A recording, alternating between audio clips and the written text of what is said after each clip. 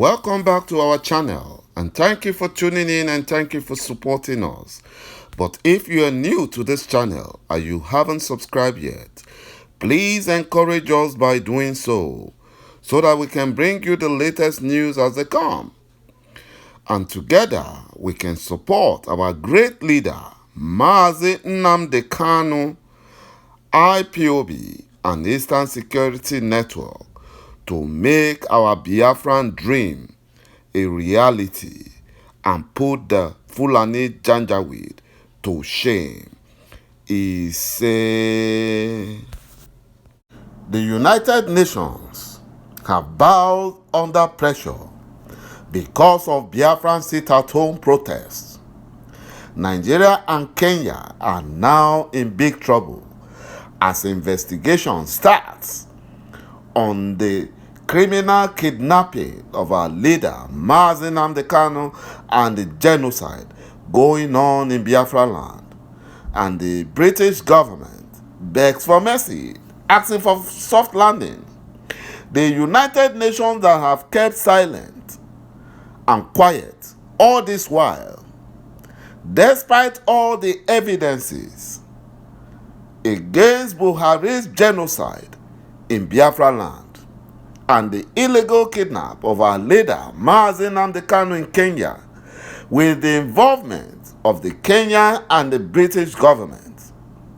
The sit-at-home protests in Biafra land exposed the Fulani Nigerian government's lies to the international community, and now Kenya is crying that Buhari has put them in trouble, and the UK is begging for soft landing as investigations shows that they were involved in the kidnapping of our leader Mazi Nnamdi Kanu, who is a British citizen, and the criminal illegal extradition to Nigeria, which is also a violation of human rights law, international human rights law.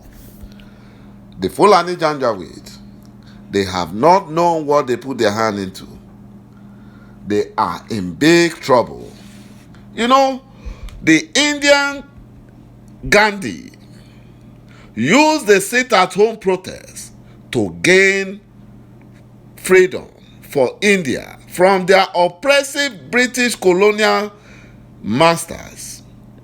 And the United Nations is afraid that if they don't intervene now, if they don't take action now, they will lose all their credibility. They will lose their credibility. They know that the Fulani Janjaweed are terrorist governments. The sit-at-home order, the sit-at-home protests have exposed them. You know why the Fulani Janjaweed are planning to kill Biafrans in order to blame IPOB? Biafrans are also planning to expose the Fulani Janjaweed lies, and now their lies have caught up with them. According to report, the United Nations issue urgent appeal to Nigeria, Kenya, seeking explanation for Mazi Nnamdi Kanu's illegal abduction and detention and deportation to Nigeria. The United Nations have made urgent appeal because they find it necessary. They have to do it now. You know, all this while they have been quiet. But the United Nations have made urgent appeal to the Nigerian government and the Kenyan government to explain the illegal arrest and extradition of our leader Mazi Nnamdi Kanu from Kenya. In the United Nations document dated August 26, the United Nations said the Nigerian and Kenyan government should furnish it with details of how Mazi Nnamdi Kanu was arrested and illegally brought to Nigeria. Because both countries have committed a grievous crime. They have committed a grievous crime. And there is no way they can escape punishment. And that is why the Buhari government are working so hard in order to paint IPOB a terrorist organization. But they have failed. You know, they used the Fulani Janjaweed lady in the United Nations, ÇÀ낳Mohammed, who is the Deputy Secretary General of the United Nations, to suppress this activity. But the moment the time came when the United Nations, they saw the sit-at-home, the effect of the sit-at-home in Biafra land, coupled with the fact that Mazi Nnamdi Kanu's brother and barrister Aloy Ejimakor and the Bidmas wrote a protest letter to the United Nations, and the rule of the application is that the United Nations require them to be kept confidential for 60 days. Those 60 days just expired, and the United Nations, despite pressure from the Fulani Nigerian government through the Deputy Secretary General, ÇÀÀNÀ Mohammed, to sweep this under the carpet, but they did not succeed. And now the United Nations said urgent appeal states in part that the United Nations is alarmed by the alleged torture and ill treatment Mazi Nnamdi Kanu has been subjected to during his illegal custody in Kenya. And the United Nations said that if confirmed, these allegations will constitute a prima facie violation of fundamental human rights, including the right not to be arbitrarily deprived of liberty and the absolute and non-derogable prohibition of torture and other ill treatment under the International Convention on Political and Civil Rights. My brothers and my sisters, the Fulani Janjaweed have got themselves into a big trouble. A big trouble. I don't know how they will escape this.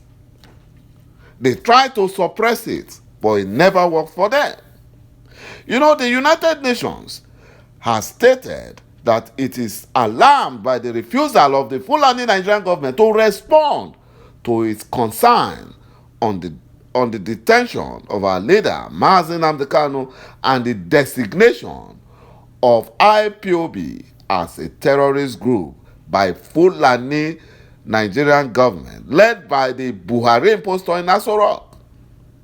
They are quick to label a peaceful group, IPOB. They label them a terrorist. But those killing, the Fulani terrorists killing, whom they call bandits, the Fulani killer herdsmen, killing people, kidnapping and maiming, the Fulani Janjaweed are dragging their feet. Just as they are pressuring the police command to free the rogue Fulani police, ÇàÀNÀ, they want them to free him. So all these things were some of the stuff that the United Nations saw, and, you know, they have to intervene. They have to intervene because they said they don't want Nigerian situation to be like that of Rwanda or South Sudan.